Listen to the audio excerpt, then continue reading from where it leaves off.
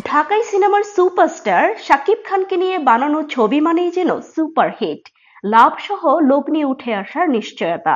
আর তাই এই নায়ককে নিয়ে ছবি বানাতে বিপুল আগ্রহ পরিচালক প্রযোজকদের। একের পর এক সুপারহিট ছবি উপহার দিয়ে বর্তমানে এই নায়ক সিনেমার সংখ্যা অনেকটাই কমিয়ে এনেছেন।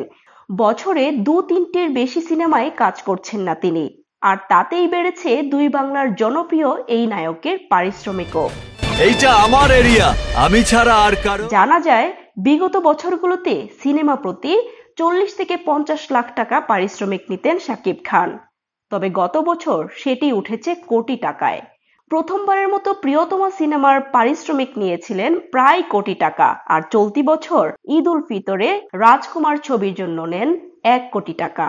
এমনকি সদ্য মুক্তিপ্রাপ্ত তুফান সিনেমার জন্য কোটি টাকা নিয়েছেন এই সুপারস্টার।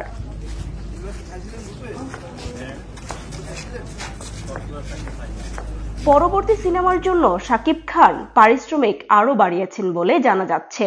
আগামীতে 1.5 থেকে 2 কোটি টাকা পারিশ্রমিক নিতে পারেন ঢাকাই সিনেমার এই সুপারস্টার। মূলত প্রিয়তমা ও তুফান সিনেমা ব্লকবাস্টার হিটের তকমা পাওয়ায় কাজের প্রতি আরো বেশি মনোযোগী হতে চান শাকিব খান, কমাতে চান ছবির সংখ্যা।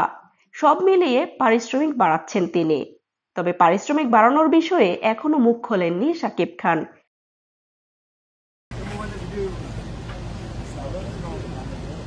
Welcome.